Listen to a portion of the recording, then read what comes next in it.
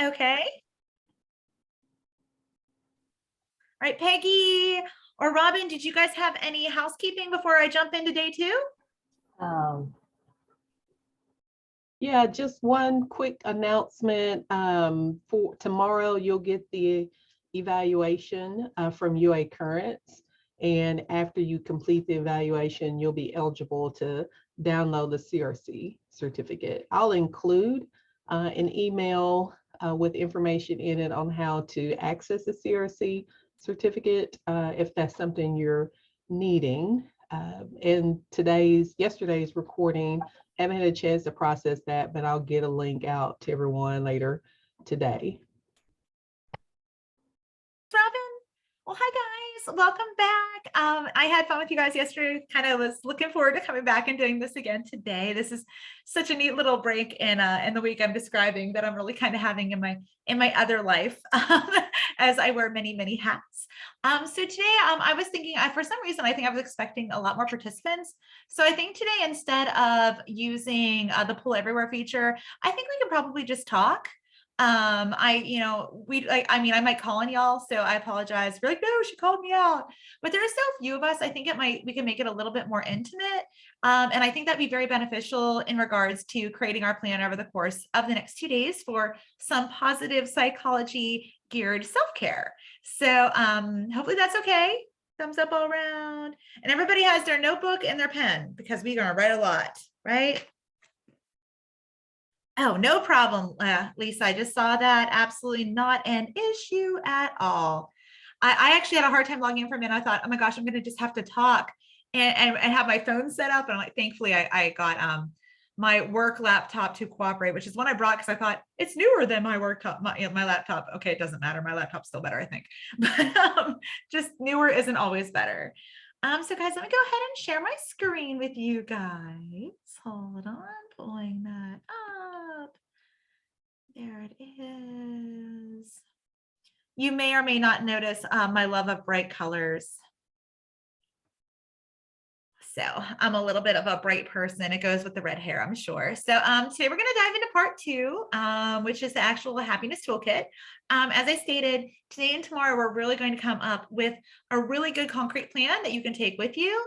If you're artsy, as I just shared, I'm really not. I draw a little cartoon cat and everything, and I do a mean stick figure, but that's about it. I do still like to make it cute enough that I can put it on display, just because it's something I'm going to look at a lot. I'm also a big goal person, so I also have my goals up there all nice and pretty.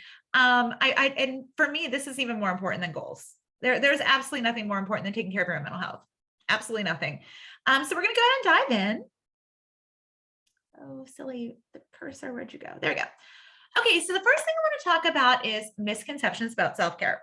I feel like we went through a few years, especially with regards to going to conferences, where there was a whole lot of take a walk in the woods, take a bubble bath, get a massage, and kind of hearing the same things over and over again pumped into our head.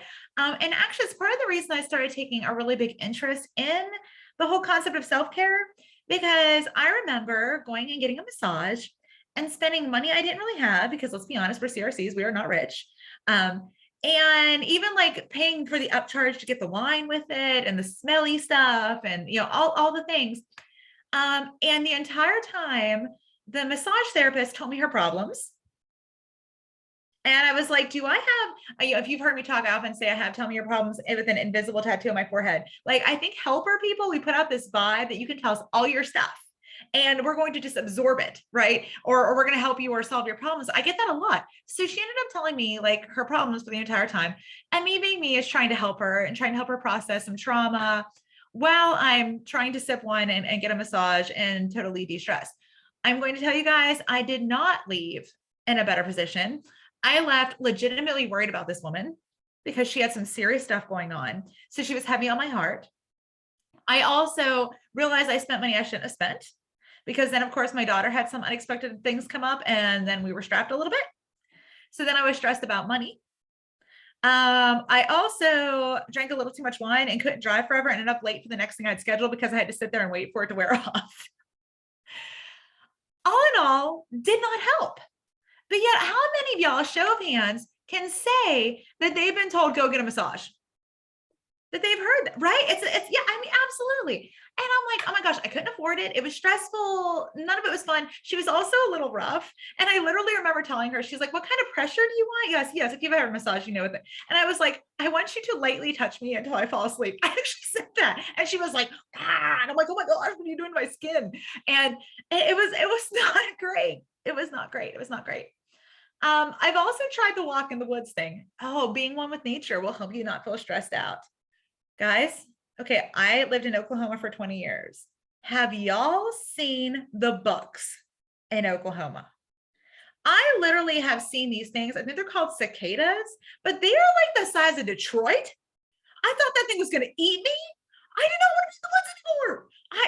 It was not calming. I was terrified. They're huge and big. And I'm not the only one. I actually went to a Toby Mac concert about a year ago at Frontier City in Oklahoma City, for those of you that aren't from the area.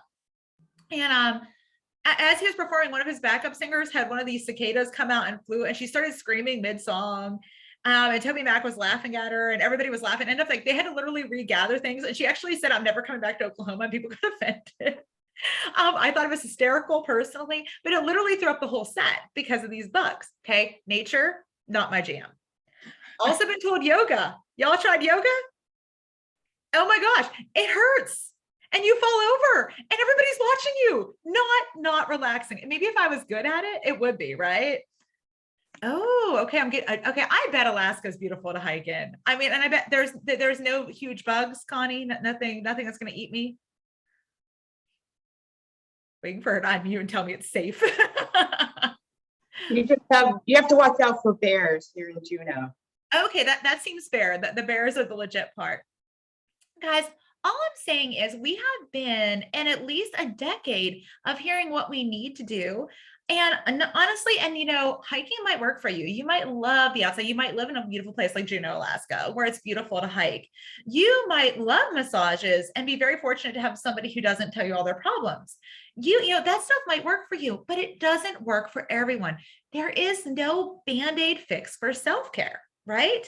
So, guys, it just doesn't make everybody feel better.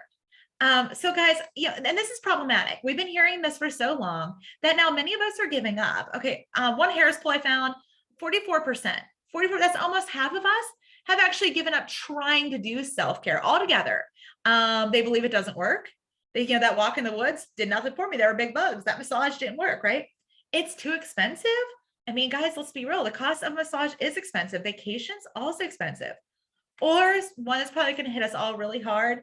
There simply isn't enough time between job, children, spouses, friends, boyfriend, girlfriends, ailing or aging parents, all of it, there just isn't enough time. Together today, we're going to focus on overcoming misconceptions. And then, as I said, come up with a personal plan designed to fit us in a very unique way. Even just with a few of us that are on here, you guys are going to find that no two will be identical. And I think that's kind of the fun of doing this. Come on, silly thing. So the first misconception we're going to talk about is that self-care is selfish. It is time to get over the belief that we can only take care of ourselves, or we can take care of other people. When in fact, the best way to take care of others is by taking care of ourselves. Now, guys, this one hits really, really close to my heart. I tend to feel enormous guilt whenever I do something for myself because I'm taking away from my daughter. I think I mentioned I have a 15-year-old daughter, or I'm taking away from my spouse, or if I'm spending money on these things, then I'm taking away from their things. It's really interesting because I know I'm not alone. And just the other day, I was talking to my older sister, and she's an accountant for a really busy company in Pittsburgh. She is very stressed out all the time. And I said, when's the last time you did something for you? And she said, well, I won't enjoy it. I'll just feel guilty. That she's like, I've tried to do the things like going to the mall by myself, buying myself a new outfit, or, doing anything that I like, but I always inevitably end up feeling guilty, and it diminishes or tarnishes the entire experience, right? Anybody relate to that one? Yeah, I see nods. Me too. Absolutely. We feel guilty. The problem is we cannot take care of other people if we don't take care of ourselves. So we're kind of trapped in this catch-22, right? Like if I take care of myself, I feel bad. But if I don't take care of myself, then we end up resentful. that they're taking up all of our resources. And before you know it, we feel bitter and angry. Guys, this is a nasty place to be. And I think a lot of us with our big, beautiful hearts end up being right here. So guys, the first thing I really want to look at, and this is something that you'll probably keep on your handy dandy little notebook, and if you're like me, hot pink pen, we're gonna talk about some things, and I like to go through each of us because we don't have a really big group, so I feel like we can really dive in a little deeper today and tomorrow. But what I want you guys to think about are, what are your non-negotiables? And maybe another way to look at that is, what in your life do you do that you feel 100% good about being you? So you might be thinking to yourself, I'm not sure I completely understand what she's saying. So there are certain instances in my life that I feel really great and 100% me. The biggest one of that for me is doing events like these. I really, really, really believe in the power of positive psychology. I really, really believe in the power behind strength-based training and empowerment, and even just sharing things that have worked for me, as I've, traversed through a PhD program and worn so many different hats. It's like my head should be shrunk. But for me, it's doing these. I love talking about happiness and joy, and about, I guess, the things that are really passionate for me. So I think one of my biggest non-negotiables, and actually when I took this job, she said, is there anything that that we need to know? And I said, I will absolutely be leaving to do conferences. It will not be counted on my vacation time, because it is a really big part of who I am. If you're planning on going to ARA, Arkansas people in the room, I am going to be a virtual ARA. I mean, it's too important to me. It's such a huge part of who I am. So it's a non-negotiable. I have to be able to do my joy, happiness stuff. It's too important. So that's one of my negotiables. And I'm going to write that down. And I'm simply going to write it as joy sharing. Because I actually am realizing, I was having a conversation with a couple of my colleagues at my new job, and they said, why aren't you doing the workshops here? And I was like, do you guys want me to do workshops here? And they're like, yeah, could you do like one a month? So I actually just got a whole nother outlet to do some of the stuff that I love in my own professional environment, not even, even beyond that. So guys, give it some thought. And of course, Peggy and Robin, please jump in too. What is the one thing, if you can even just think of one thing you do, one thing you have that makes you feel 100% happy as you, what would it be?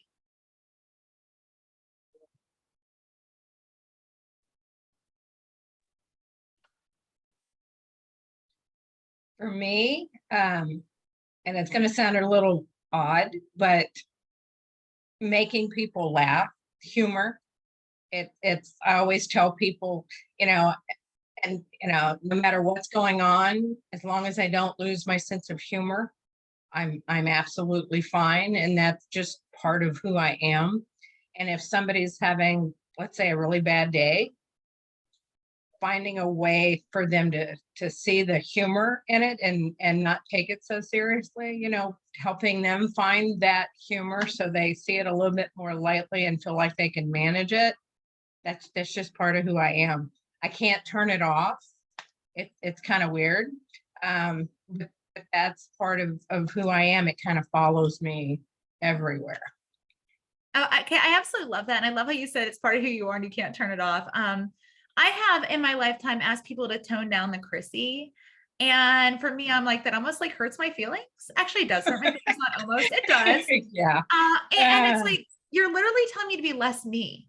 Yeah. And and being joyful is a huge part of my personality. And Peggy and Robin know me in real life. They know it's a real huge part of my personality. Like if you meet me, you think, oh my gosh, she's like the happiest person I've ever met. And it's very genuine. I'm just a happy person. I'm able to shake off the bad stuff with relative ease. It's part of me. Like you're able to make a stressful situation funny. It's part of who you are. Right. It's where my energy comes from. So. Oh, I love that. I love that. So we're being funny. Alex, put into the chat box, spending time with your family. Let's go a little deeper with that. What is your favorite thing to do with your family?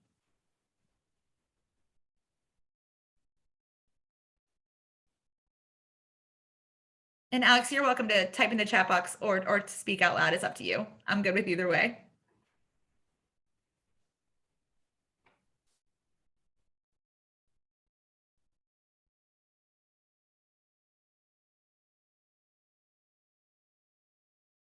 Oh, watching movies. Okay. Oh my gosh. Okay. So you guys are already coming up with great ones that we're gonna be able to incorporate beautifully. So Alex loves to spend time watching movies. Alex, you would get along really well with my brother-in-law. They do scary movie night every night at their house, actually on their back deck, and they put up a like a screen. And they do it every single night, and it's his favorite thing in the world. And when they don't get to do it, you can tell it throws him off. Right? It's just a big part of what brings him joy and happiness and keeps him balanced is that time. I think you guys would probably be fast friends. That's an awesome one. Okay, another volunteer. I can call on you guys if you want me to, like, but or else you can just volunteer. One of my favorite things to do when I'm not at work is to make books. I'm a bookbinder, and so I make books from scratch. I sew all the pages together with a needle and thread, and then make the covers and glue everything together. And just that whole process of creativity is really fulfilling. It's really satisfying when I pull a book from the book press and it's all finished. And it's just a really, really strong sense of accomplishment and something that really kind of feeds me. I love that. What a neat talent or hobby. Oh my gosh. I've seen people that can like take really old books and rebind them, and they're like art. Absolutely. Yeah. Oh, that's awesome. I would love to see your work sometime. You're gonna have to send me a picture. That I that is have one right all here. right. The beauty of Zoom. Yeah. Do y'all see that? That's beautiful. Yeah. Oh wow, that is so neat. Oh, Andrew, that's Andrew, awesome. your background's a little blurry. Can you like put it in Oh, front of sure. your face so I can see it better? Oh, that's beautiful. Oh, wow. Wow, that's awesome. Yeah, we're not going to talk about what that would look like if I tried to do that. Definitely, in art form. Definitely. It's a lot of fun. I Definitely. bet, and I bet so. Like you use the word satisfying, Mhm. and I love that word because when you create something beautiful and you can look back and know it's truly finished and that you did that, that is a really empowering tool. I Definitely. absolutely love that. And I'm seeing a bunch of you guys are totally blowing up my chat box. So let me scroll down through that. Anything outdoors, Devin. Okay, so you don't have my irrational fear of large bugs, which is really, really impressive. So Devin, do you find that if when you go outside that it is just like just your place, like it's just immediately calming? How does being outdoors affect you? Oh, I got Yeah, my- I don't know what it is exactly. Just being out in nature is calming, and it doesn't really matter what I'm doing. I could be hiking or skiing or yeah, That's just anything outdoors. And then we have Kate's our health fitness nut here. She's racing in triathlons. Where's the last triathlon you did, Kate?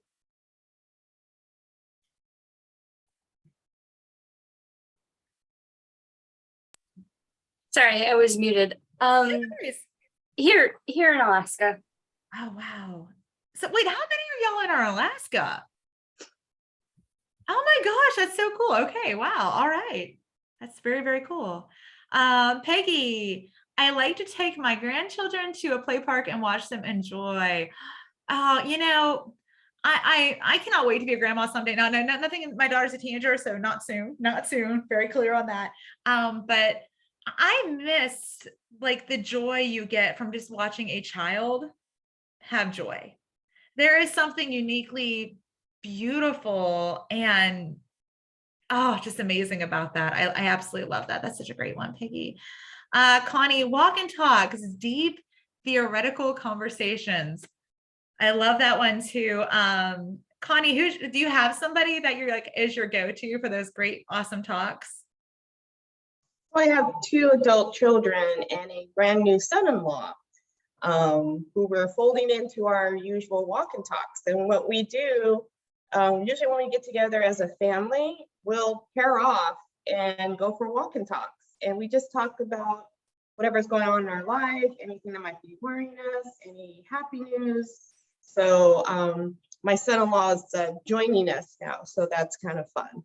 Oh, I love that. That's awesome. Like, sharing all that joy with everyone. Oh, that's so fantastic. Let me make sure I got everybody. Scrolling through. Yep, I think I got everybody that wanted to share. So guys, I hope you all wrote that down. I simply wrote down sharing joy.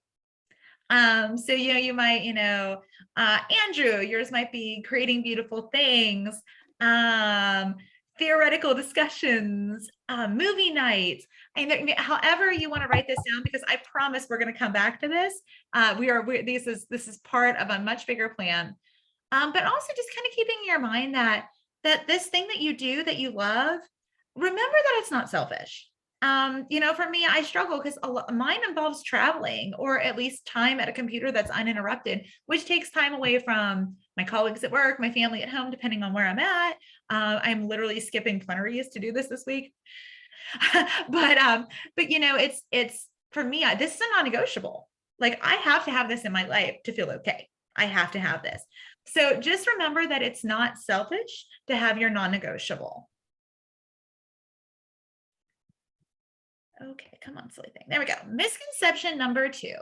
And we talked about this a little bit, that self-care is the same for everyone. Guys, it's not. It's not. And even like, I don't know how many of y'all were admiring Andrew's work, but if you were like me, you were thinking, dear God, that would stress me out and it would be a big gluey mess. Because I'm just not artistic. That's just not where my skill set lies. Usually, if we're doing some kind of art, I usually end up stressed out because I'm messing it up. And then guess what? Not therapeutic, right? At all. I would love to say I enjoy watching movies with my family. Unfortunately, I'm super, super bad about pulling out my phone and checking my work email while we're watching a movie. Doesn't work for me. Would love to say I do, because I do enjoy movies, but it's really hard for me to completely disconnect to enjoy one fully. Of course, you guys already know the walks in the woods. Nope. Maybe if I live somewhere now, Pittsburgh's a little better. There's no massive bugs that literally are the size of a dollar bill. You guys think I'm exaggerating? Visit Oklahoma. I'm not lying. So those are the things, and it's really important to know that, right? It's just not the same. And we've got to walk away from that bubble. I mean, guys, you could go on Google right now and put in self-care ideas. And I promise you the top 10, and maybe in different spaces, but it's going to be identical. It's going to be the same stuff. Walks in the woods, bubble baths, time, it's all going to be the same. And some of that is great. And some of y'all might really love bubble baths. Honestly, I get bored. Even if I have a fun bath bomb, like once the fuzz is gone, I'm like, now what do I do? They're boring. But I know some people love them. So they might be right for you, but they're not right for everyone. So one of the things that you can really do for yourself today is, and we're going to have a good plan. You guys will see, we're going to do a multi-layer thing, and I think you guys will really enjoy it. But to figure out that it's okay if those things don't work for you. And you know what else is good? Is try all the things out. It took me to going and booking a massage to realize that wasn't exactly good, right? It took me to try to go for walks in nature for me to realize I am a really big bug phobe, and it's not for me. I also don't like little rodents unless they're cute with fluffy tails, like squirrels are okay. Or bunnies, those are okay too. That's not anything that's going to make me feel guilty is not going to work for me. So it's really important for each of us to realize, try out the different things and find out. Now, if I was talking about your non-negotiables and everyone that gave their examples in the group, and you were like, man, I'm really struggling with what that is, I do really challenge you, even today, before we meet again tomorrow, to really try something out tonight, maybe something you've been curious about, and see if it could possibly work for you. Misconception number 3, self-care takes too much time. Guys, this is one, again, we're going to be breaking down a lot more on the 3rd day, but guys, there's always time. It's really just about prioritizing what's really important to you. And in the field that we're in, taking care of ourselves has to be the priority, has to be, right? And guys, there are things you can do that truly work that take 5 minutes. There are things that could truly work that take a week. But it is my job in the next couple of days to really help you figure out how much time you have and how this is going to work. So guys, and doing this, realizing that you do have time and we just need to figure it out, that does two big things for us. First of all, it releases us from the pressure that taking care of ourselves has to be some huge parade, right? We do not need, anybody ever heard of Self-Care Sunday? I actually used to promote that until I was like, wait, it doesn't need to be a big pomp and circumstance thing. It doesn't need to be a big thing. In fact, one of the things on my plan is a slushie. And I will get into why it's a slushie and why specifically it has to be a certain slushie and the psychology and the components of learning that are at play that help me to use that as a tool, but we'll talk about that. I'm getting ahead of myself. It takes, I've actually timed it, exactly 3 minutes for me to stop at the 7-Eleven between work and home to go in and get my favorite sugar-free mango slushie. 3 minutes or less to go in and do that. Guys, I am telling you, you have 3 minutes. You have 3 minutes. And getting that silly slushie once a week can sometimes be the deal breaker for me. It can sometimes just be that little bit I put in my cup to keep it from just being dusty, right? It also removes the excuses that we don't have time to nourish ourselves, because we do. We do. And if you don't have time, or you feel like you're already on a really tight schedule, if you live in a bigger city, you might have a really lengthy commute. I know I do. It takes me an hour and a half to get to and from work. Yeah, the rest of you can cringe because it is awful. It used to take me 10 minutes. So, but the traffic is so bad. It's actually a half-hour drive, which makes it even worse if the traffic's not bad. So I have to leave ridiculously early, anticipating the traffic might be bad. So I'm either on time or ridiculously early every single day. So I feel like that takes 3 hours out of my day that I really don't have to give, but I have no choice, right? Doing a 3-minute self-care routine once a week really does remove that barrier for me so that I continue to take care of myself. Number 4, expensive. Yes, it can be.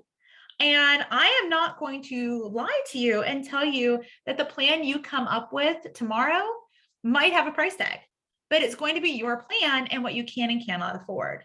I mean, we're all in, and I do realize that we are very much in a field where most of us aren't rich, right? But some of us are more fortunate than others. There might be somebody on this call with a trust fund or a paid off house or a paid off cars where you're like, you know what, I could afford to throw a little money into a self-care plan. And what really works for me is a little pricey. That's cool, right? You might be sitting here thinking, I am maxed out. There is no extra money. I got kids. Do you know how much daycare is? Believe me, I hear you. I'm a mom too. We can come up with free things, right? We're going, like I said, this is very unique and tailored to you. It might fall in the middle. Remember, this is tailored to be what you can afford. So don't dismiss thinking I can't afford to do this, because that's not what we're in the business here for. But we're in the business to make it tailored for exactly what you can and cannot afford, what you have time for, what you don't have time for. And you might choose something expensive. I'm not here to judge. If you do that, awesome. Good on you. Okay. So I want to talk a little bit about misconceptions about your self-care beyond what I talked about, because I think, and you guys can feel free, and we can just use the chat box for this one. And you'll feel free to correct me if I'm wrong, but I think most of us are very, very guilty of making excuses about not doing self-care. So I'd like to know from you guys, almost from my own research benefit, what kind of excuses have you made? Why have you not done self-care? I'll go ahead and go first. For me, I feel guilty. Like I am taking money or time away from the ones I love. That's one of my big ones. Time and cost, not enough time, not time costs too much. Guilt, got another guilt. Putting others first, better things to do with my money, no time, expensive. So I'm definitely seeing a lot of that. I'm too tired. Oh my gosh, Annis, I feel that on a really deep level. That is definitely one of my excuses, and actually been one of my excuses of late. I'm literally talking to you guys, thinking to myself, yeah, last week I didn't stop for my slushie because I was tired and just wanted to go home. And I didn't give myself 3 minutes, and I really regretted that, right? Another being too tired from Andrew. Yeah, y'all, we're in an exhausting line of work. I'm not going to pretend we're not. So I saw a lot. I'm going to make some notes about that, just so when we're getting into tailoring, tired, cost, time, and guilt. Do you guys hear that? I mean, I think it's interesting. I think this is gonna be a fun group to work with because I think we're sharing so many of the same feelings, right? That we're just too tired. That we know cognitively that going for a walk after work makes us feel better, or going for a walk after dinner makes us feel better, but we're tired. We're very tired. Money. Yeah. I mean, as I said, I know we're not in the money making field. Guys, I just hired some new staff and I was interviewing, and I had a woman with a significantly less degrees than I am. I'm pretty sure she didn't finish. She just out of high school. And she said she wasn't interested unless she got to make 6 digits. And I literally wanted to laugh. Oh, Lisa, yes. Nothing feels as restful as getting in bed until tomorrow. Anybody guilty of going to bed at like 7 just because you're so emotionally drained? Like PJ pants are on, I'm not moving, the bed and I are one. And if one of the cats comes and lays, I'm just totally done. I feel that. Guys, we're just sharing a lot of commonalities, a lot of things that feel the same. So I'm checking the time because I don't want to go over. Oh my gosh, Connie, the rainy weather. You know, I think we're all a little bit seasonally affected. Everybody familiar with that term, right? When it's raining, we don't really want to do anything. We just want to stay in and maybe sip some cocoa if we're really that ambitious to make the cocoa. Absolutely. Gosh, these are so good, guys. Awesome. Awesome. Oh, come on, silly thing. Ooh. Okay. So guys, without further ado, we are going to jump into creating our self-care plan. So this is going to be like the first stages of it, and then we're going to really get into it and hit it really, really hard tomorrow. But we are going to start today. I hope you guys are super, super excited about this because I absolutely love it. Peggy loves rainy days. I love rainy days when I have nowhere to go. Like I like to look at the rain, and that's about it. Connie says, yeah, moved to Pittsburgh too. I think we've had 2 sunny days in 2 months since I've gotten here. So guys, I do want to show you guys a little video from YouTube. I don't know how many of you guys have watched the crash course videos. So this is the same guy. And I love his model, and I've kind of used his model and tweaked it to make it my own, but the model will kind of give you an idea of where we're going to go. So let me go ahead and open this and reshare a different screen.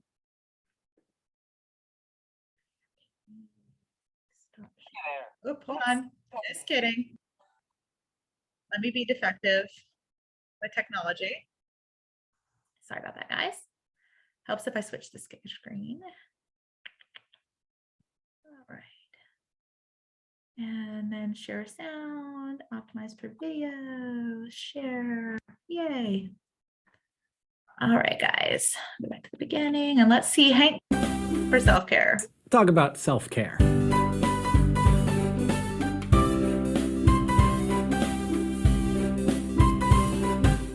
Now, Parks and Rec, of course, is pretty great, but self-care is more than just treating yourself. Self-care is not a reward, though sometimes that can be part of it. It's a vital piece of the ongoing process of being a human. To quote the self-help classic Codependent No More, self-care is an attitude that says, I am responsible for myself. In other words, I am my responsibility, and I will honor that responsibility as I would anything else that was precious to me. So let's make an action plan for using self-care to make our lives more awesome. Step 1. Recognize that it is indeed okay to take care of yourself. Nay, it is not just okay, it is smart. As Lifehacker puts it, self-care helps prevent burnout, reduces the negative psychological and physical effects of stress, and helps you refocus on what's true and important. Like, there's an entire peer-reviewed international journal on burnout. This is like a real big difficult problem to solve. Now this may seem counterintuitive, but it actually makes you more productive, not less, to set time aside for yourself. And regardless of your productivity levels,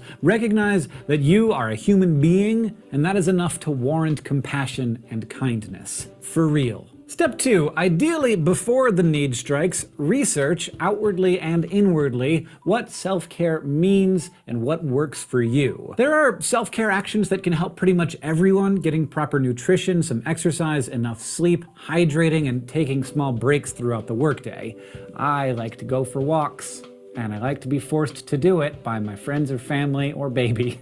We link to a list of almost 50 self-care actions down in the doobly-doo. But everyone is unique, so it's important to ask what actions make me feel better. Journaling, texting something nice to a friend, like watching videos of pug puppies, doing a bunch of push-ups, pillow fights, putting some projects on the back burner maybe. I personally am all in for the baby cuddles. I have a baby now, and I feel like I'm doing a thing that I was designed for and that I need to be doing and that I also just really like. Sometimes he's angry though and he yells at me, but most of the time I get cuddles. Now, one possible self-care action from us to you, start a digital warm and fuzzy file and fill it with compliments or kind words you've received, good memories and favorite photos. Like, I have to admit, I get lots of people saying nice things about me on the internet, and that helps get me through the day. Being able to look through this file when you're feeling down might go a long way to bringing you back up. You want this list to be both ample and flexible, and you may even want to break it into different categories. For instance, T. Michael Martin, the fellow who wrote this script, by the way, has a spreadsheet of self-care actions organized by types of negative experiences. After all, the self-care you need while you're depressed may not be the same self-care that helps when you're overwhelmed with work. Also, if other people are involved in these self-care actions, it's totally cool to let them know now that they are part of your action plan. They may not always be available, but odds are if they're a good friend, they're gonna do their best to do their part. Step 3, self-care powers activate. It's best if you can recognize the warning signs that you could use some self-care before things go into the red zone. For me, by the way, it's when I notice my fingers going to websites that I didn't intend on going to. Like, just typing in reddit.com when I have a ton of work to do is a sign that I should go for maybe a little walk to recharge the batteries. If you're keeping a journal, you might notice a pattern or two in your behavior. Perhaps you'll notice a bleaker mood than normal or disturbed sleep. Either way, once the need becomes apparent, consult your list and follow through. And that is all that we have for you today. But if you have any self-care tips, please let us and other people who are looking know down in the comments below. We would love to hear from you. In the meantime, take care of yourself, your friends, and your neighbors. It's the adult thing to do. So guys, I love and dislike that video at the same time. I love the 3-point plan, which we're going to focus in on. But at the same time, I also feel like he's going back into the same thing, right? Here's a whole list of things down in the, what he calls doobly-doo, right? Guys, I'm not interested in a list of preconceived other people's ideas of self-care. I am interested in knowing what helps you and what helps me. And that is going to be something that is, again, super, super unique and undescribable to each of us. So what we're going to do is, let me go back to share the other screen with my PowerPoint. There we go. All right. So we are going to go ahead and look at his 3 steps. But again, we're going to very much make this a positive psychology kind of experience to make it a little bit different. And we're going to get into these 3 steps.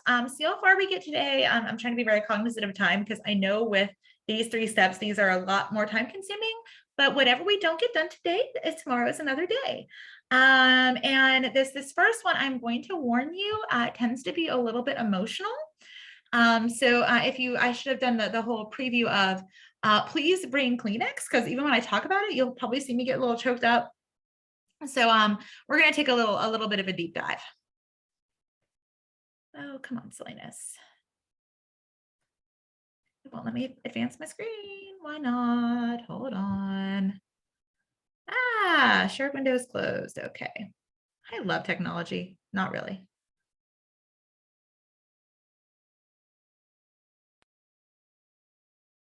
Hold on, guys. Okay, can't even see you guys anymore. It minimized you guys. Okay. All right. So we're not going to use poll everywhere since there is a lot less of us than I anticipated. We are rather, I can't see chat screen or anything from that part. Hold on, let me see why it's doing that. That's so weird. Sorry, guys, I can only see one thing at a time, either y'all or that, and I don't like that. Really weird. Share screen. PowerPoint. Share. Got good. I can see all the things. Good. All right. Sorry about that. I was getting really, really glitchy. So we're going to talk about the whole selfish aspect of self-care. A couple of you guys and myself too, we talked about guilt, right? That it's hard for us to engage in self-care because we feel guilty. The money can be better spent elsewhere. The time can be better spent elsewhere. Other people need us. I can't not check my email long enough to watch a movie and totally unplug from reality, right? And a lot of that, unfortunately, stems from a struggle with learning to love ourselves. You know, in my, oh my gosh, way too many years in the helping field, you know, over 25, I've actually only met one person, one who said she didn't know what I was talking about when I talked about having a harsh inner monologue. And I wish I could be her because wow, would that be amazing to not have that little critical voice in my head saying, oh my God, why did you just say that? You sound really stupid. Or why do you do that voice inflection thing where you end every syllable or sentence with a word up? Which by the way, I've gotten hate mail from people said they don't like how I talk and I talk like I'm dumb. Yeah, really fun to get that. Which activates that little nagging voice in my head that says, bubbly people can't be smart. Right. That's something I've heard my entire life. And it absolutely drives me a little crazy hurtful. Right. And it sucks. And my inner monologue says lots of horrible things. It says you need to lose weight. It says you're not pretty, you're not smart, you're a failure. No one has faith in you. Are you seriously trying to direct a program? What are you doing? You're not capable, you're not competent. And if you don't relate to anything about what I'm saying, you are the most fortunate person ever. Please teach me how to turn mine off, right? Because it's there. It's there. And I dare say it's there for most of us. Like I said, I've only ever met one person who said, I don't do that. And I was like, I'm not even sure she was being honest. Just because I think it's very, very rare. And of course, some of us are better at it than others. Some of us have learned to say, okay, shush to that inner monologue, but it's really, really brutal, right? And it tends to affect the way we see ourselves. And furthermore, it tends to affect the way we treat ourselves, right? And, you know, today we're talking about, you know, the ethics of self-care. And if we truly start to believe that ugly inner monologue that the majority of us do possess, then we don't think we're worthy of refilling our own cup, that we need to just keep pouring into others because they're worthy, right? They're smart, they're successful, they're thin, they're pretty, they're handsome, they're all the things that we struggle with, right? Does that make sense? It's a really rough way. So I firmly believe, at least from the aspect of positive psychology, and I see something in the chat. No problem at all. I just lost my train of thought. I'm so sorry, guys. Is one of the biggest issues we need to confront before we can actually even progress into making a list and making a plan is learning to love ourselves. And someone, a very wise person, taught me a trick. And it is a trick that I absolutely love to share. And I hope that a couple of you would be willing to unmute and turn your camera on and share too, even though it is a very raw experience to share. I see you, chat box. Oh, thank you, Peggy. And that is to see yourself the way someone who truly loves you sees you. And that is the you that matters. And I actually had the opportunity to go to a workshop where it was all about learning to love yourself.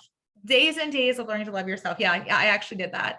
And this was one of the exercises we did that was super, super powerful.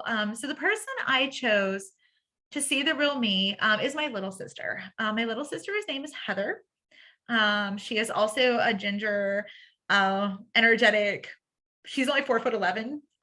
She's absolutely an enigma. She is the smallest, scariest person you'll ever meet in your life. When I started dating my husband, she actually went up to him with all 4 feet, curly, redheaded self and said, I swear if you hurt my sister, I will take a pillowcase and fill it with bricks and beat you senseless. And he was terrified of her. There's something really scary about little redheaded people. Thankfully, I'm tall, so I don't have one of those scary factors. But I also know that she knows me better than anybody. Of course, she's known me her whole life, and she's seen me make mistakes. And I always love to say I never make little mistakes. I make big, grandiose mistakes. And she loves me. We're really close. We talk every single day. And she loves me. And one time I was at an event with her, And I got to hear her describing me to somebody else. And this is where I get choked up, so just bear with me.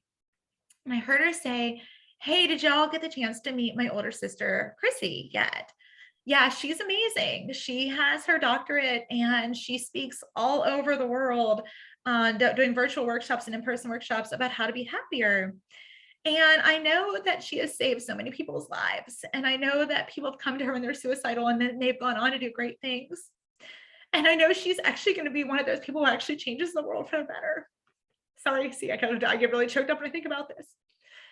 And I hear her describe me that way. And I know that's the part of me that really matters. And all that silly inner monologue stuff, right? Where it's like, who cares if I have to lose 10 pounds? Who cares if I have really crazy red hair that does not want to do whatever I want it to do? Who cares if people think bubbly people are stupid? I want to be the person she's describing. And in my heart, I think I know that's who I am.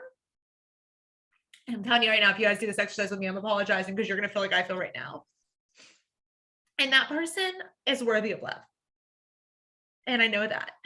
And so for me to get my mind on straight, one of the first things I do is visit that's who I really am. The real you is how the person who truly loves you sees you. And again, I know that this is a super, super raw exercise and a little harder to do on Zoom because it's a little bit impersonal. But if one of you guys would be willing to describe how you imagine, or maybe you've, like me, have actually had the opportunity to hear it, describe how someone you love describes you. I would love it if one of you would be willing to unmute, turn on your camera and share.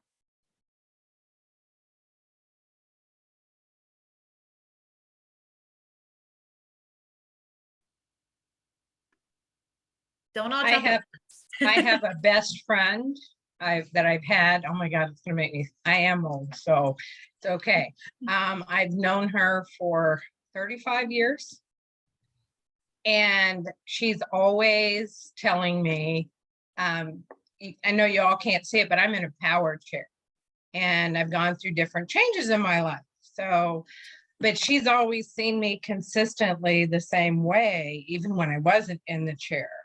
And so I'm always hearing her talk about me to me and to other people.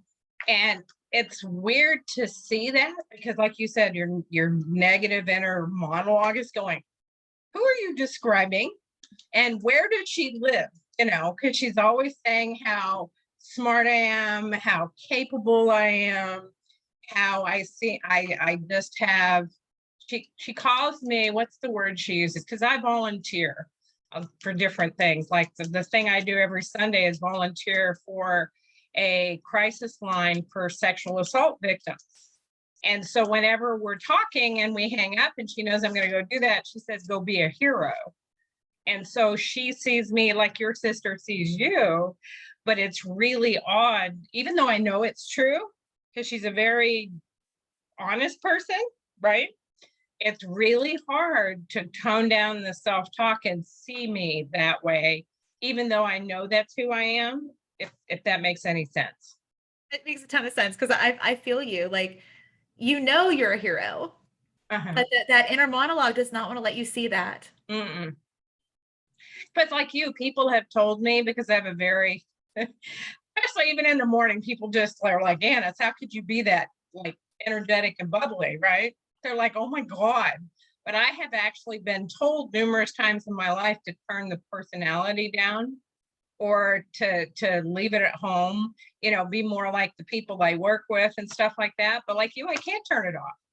And even if somebody's being negative about it, it's their, like one of our favorite books where I work is The Four Agreements. And one of the rules is you can't take things personally. You just can't, because it's not about you, it's about the other person. So if somebody tells me to turn my personality down, I don't take it personally because I can't turn it off. But I get that they're a different person. And sometimes, sometimes it really does. I get that it gets on people's nerves because some people like to be quiet in the morning. They don't, that bubbly thing, they think it's going to take so much energy. They just don't know where it comes from at 6 o'clock in the morning. but I wake up early, and by the time I get to work, I've turned it on. It's not necessarily on at 5 o'clock in the morning, but by the time I'm very aware of my effect on other people. So I try to be positive and I try to have that energy, even if I'm not feeling it. And a lot of it's fueled by coffee, but hey, it's okay. So when people say things like that, it doesn't bug me anymore because I realize it's not the truth. It's just somebody's perception and it's the way somebody feels. And it's more about them than it is about me. And I just keep going and, I'm known in Anchorage where I live. People see me in my scooter all the time on the sidewalks and they see me all over and they think I go 125 miles an hour in this chair and it only goes 6 miles an hour, but I'm just infamous for always being out and about interacting with people. And that's just part of who I am. So does all that make sense? I know that's a long way around the bush. So. Oh, no, it does. And Annis, I feel like we're cut from the same cloth. If you ever find yourself in Pittsburgh, let me know. We're hanging out. Okay. And we'll drive everybody nuts. All right. But I love that. So, I mean, Annis, you're a hero. That's who you truly are. And I love that. The rest of it is just what it is, It's just like details. Yeah. Yeah. You're a hero. You're a hero. And I absolutely love that. Maybe one more.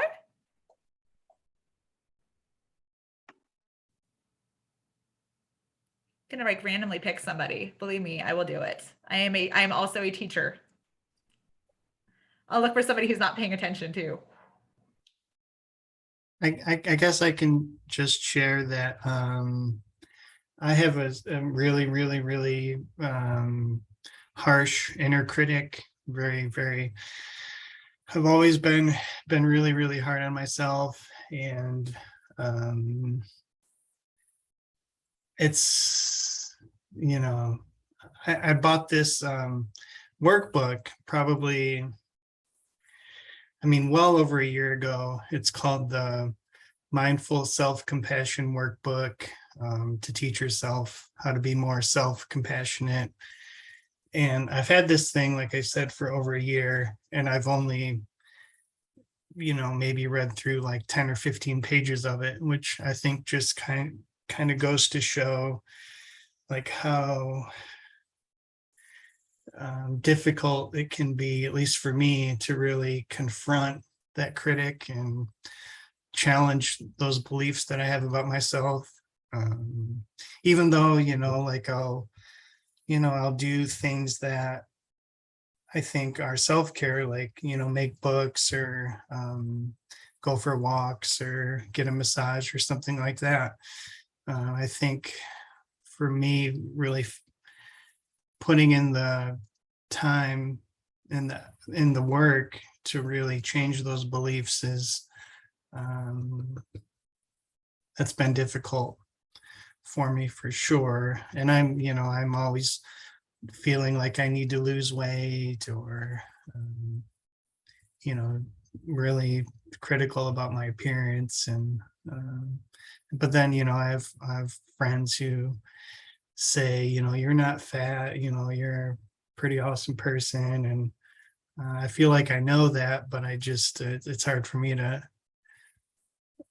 some days are better than others, and I actually can feel like I believe that. But it's definitely something that I struggle with. And Andrew, believe me, I think you're in great company. I saw a lot of the cameras that are on, a lot of head nods, right? That we're feeling you. But the key part of that I heard is that you're an awesome guy. And I already think you're an awesome guy, like just from like that you actually participate and talk to me. Yay. I want to be talked to. I already know you're an awesome guy. But and it's okay to know that, it's okay. I mean, oh my gosh, like you, you guys, if you heard what went on in my head and having the reputation that I have of being the happy queen and all like the silly things I've heard myself referred to as, it's brutal. Absolutely brutal. And I see a lot of big nods like, yeah, me too. And it's how we can, with things like I've had in my life, I've had people be absolutely horrible to me. Anybody have that? Anybody have people that have been like absolutely unbelievably mean, where you actually question if they're just not inherently evil and that it exists, there they are, right? And at the same time, I wouldn't say to them the things I say in my head. Knowing that they are that horrible, I still wouldn't. Isn't that mind-blowing how awful we are to ourselves? It really is. I mean, and I mean, guys, I could tell you stories about things people have done. I mean, you're like, really? Yeah, it is what I'm sure most of us have similar. But yet I would never be cruel to them like I am to myself. Oh, yes. Kate is saying we are our own worst critics. Yes. Like I said, I had a student just last year who said she doesn't have a negative inner monologue. And I'm not even sure she's being honest. Like I see you guys shaking your heads like, no way. Because it's so foreign to me to think somebody doesn't hate themselves in their head. What? Even though That's a quote, like we're our own worst critics. I can't remember where that came from. I didn't make it up, but yeah, somewhere, that's something I think a lot of us have heard. absolutely. Before. Absolutely. Kate, well, since you were unmuted for a second, can you go ahead and tell us how your best friend describes you? Oh gosh, I shouldn't have unmuted myself. It's so powerful to say it. Say it.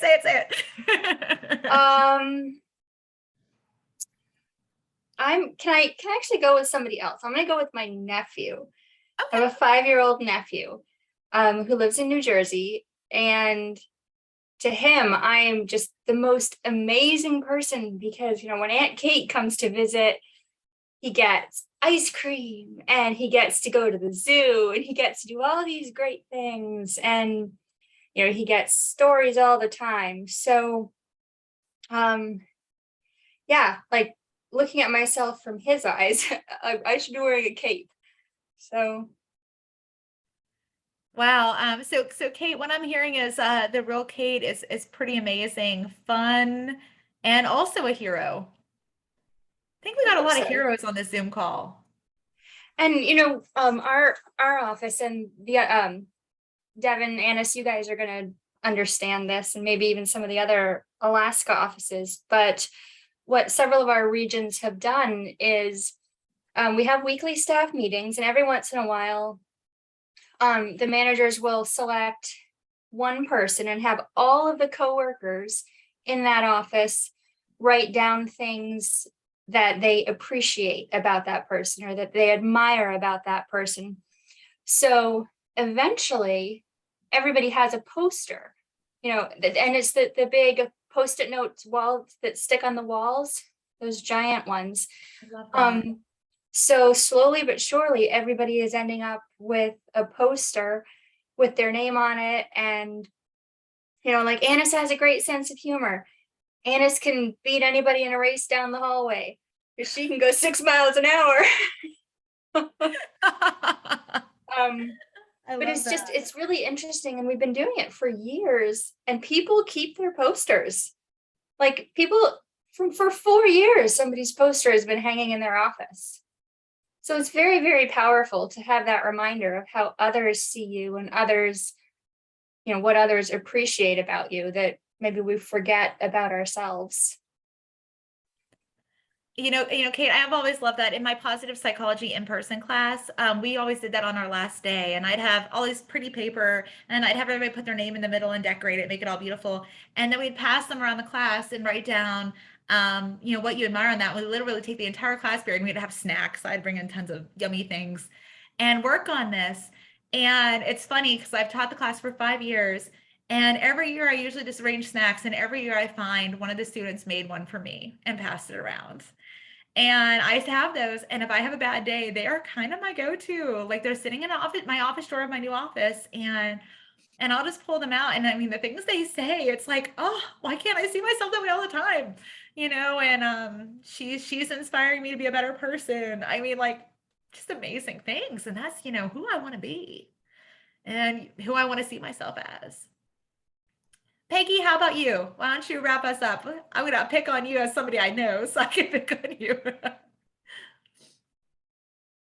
Muted here. I've got a a visitor.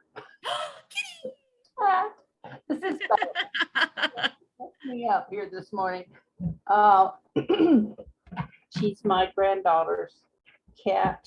My granddaughter moved in with us a few months ago, and the cat came too. So I They have, always do. oh me. But So Peggy, tell me who loves you the most and how would they describe you? oh goodness, who loves me the most?